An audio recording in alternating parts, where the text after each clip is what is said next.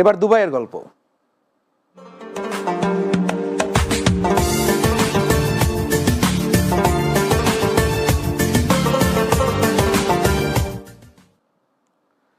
সংযুক্ত আরব আমিরাতে ক্রমেই বাড়ছে বাংলাদেশিদের সফলতা। দেশটিতে বিভিন্ন ব্যবসা প্রতিষ্ঠান গড়ে তুলছেন বাংলাদেশি রেমিটেন্স যোদ্ধারা। তাদেরই একজন বাংলাদেশি ব্যবসায়ী ইব্রাহিম ওসমান আফলাতুন, সিআইপি। বৈধ পথে রেমিটেন্স পাঠিয়ে অর্জন করেছেন বাংলাদেশ সরকারের দেয়া সর্বোচ্চ সম্মাননা সিআইপি অ্যাওয়ার্ড। সপরিবারে পেয়েছেন আমিরাত সরকারের দেয়া গোল্ডেন ভিসাও। দুবাই প্রতিনিধি শেখ ফয়সাল সিদ্দিকী ববির পাঠানো তথ্যছবিতে আরও জানাচ্ছেন মাহমুদ রুবেল।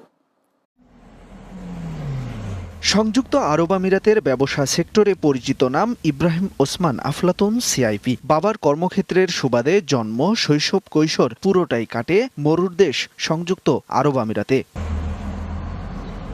ছোটবেলা থেকে ব্যবসায়ী পিতার সান্নিধ্যে ব্যবসা শিখলেও নিজ প্রচেষ্টায় 1997 সালে তৈরি করেন আফলাতুন চিকেন এলএলসি। আমিরাতের 7টি প্রদেশের প্রায় সকল পোল্ট্রি খামারের সাথে সরাসরি জড়িত তার এই প্রতিষ্ঠান। আমিরাতে চিকেন কিং হিসেবেও পরিচিত এই ব্যবসায়ী। আমার জন্মস্থান হইল ইউএ। কারণ আমার পরিবার আগে প্রথম নথি এখানে ব্যবসায়ী দেখি, আমি ওইখানে বাবার লগে দেখতাম, এর জন্য আমার তো ব্যবসার একটু নলেজ আছে।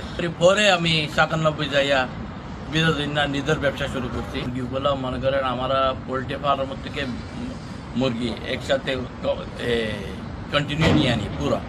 মনে করেন যে ফার্মে মুরগিগুলো বিক্রি করে ওই ফার্ম থেকে আমরা ইউএতে যেগুলো ফার্ম আছে সেগুলোকে কন্ট্রোল করিয়া মুরগিগুলো আমরা হোলসেলে নিয়ে আনি, নিয়ে পর আমরা হোলসেলে পুরো ইউএতে সেল করি।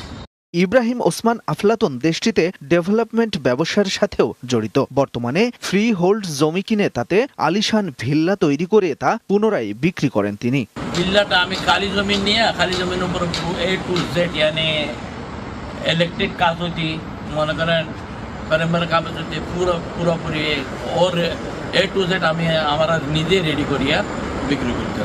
দেশটিতে ব্যবসা সেক্টরে বিশেষ অবদান রাখায় সপরিবারে পেয়েছেন আমিরাত সরকারের দেয়া গোল্ডেন ভিসা। আবার বৈধ পথে দেশে রেমিটেন্স পাঠিয়ে দুইবার অর্জন করেছেন বাংলাদেশ সরকারের দেয়া সিআইপি অ্যাওয়ার্ড। 2019 সিআইপি অ্যাওয়ার্ড পাইছি, 2022 সালে অ্যাওয়ার্ডটা আমি 23 সালে নিছি। মনে করেন ওইরা তো মনে করেন 2024 দিবার কথা, 23-এর ভিতরে ইয়ানি 23 আর 24-এর মাঝখানে দিয়ে দিয়েছি। বাংলাদেশ সরকারকে আমার তরফ থেকে অনেক অনেক ধন্যবাদ। ব্যবসার পাশাপাশি বিভিন্ন সামাজিক ও সাংস্কৃতিক সংগঠনের সাথেও জড়িত রয়েছেন সফল এই রেমিটেন্স যোদ্ধা। Bangla TV news desk.